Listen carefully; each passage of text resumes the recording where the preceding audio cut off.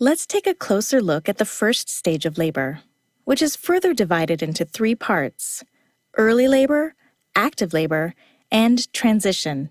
These parts can blur together in labor, and you might not notice when you're moving to the next part. Let's start with early labor. This animation shows the changing cervix. During early labor, the cervix dilates from 0 to 6 centimeters and begins to thin. In order for this to happen, contractions must gradually become longer, stronger, and closer together. Marimar's contractions are not very strong yet, and she and her husband Tim try using movement to get labor going. During early labor, I was trying to relax. I tried a couple of the techniques that they showed us with the birthing ball, which were very helpful actually, because I was experiencing some back pain too, which I hadn't experienced up until that point.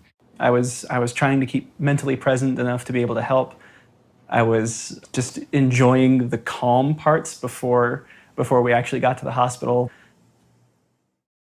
Early labor contractions are short, typically lasting only 30 to 45 seconds, and are spaced 5 to 30 minutes apart. This pie graph represents a 24-hour labor. Early labor is the longest part, typically lasting 6 to 12 hours for first-time moms. But for some, it can last a day or more. Since early labor can last quite a while, it's usually best to stay at home. No need to rush to the hospital.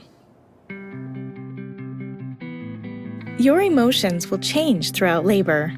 During early labor, you might feel excited because your labor is underway. It's also perfectly normal to feel a little anxious about how your labor will progress. During early labor, Jenny decided to stay at home and distract herself with a game and rest when she could. She also nourished herself with light snacks and drank plenty of fluids. Well, I started to feel some small contractions, and so then we decided that wanted to have some distractions, some games, and have some fruit, and he was constantly trying to help me with making sure I had enough water, and so that was helpful.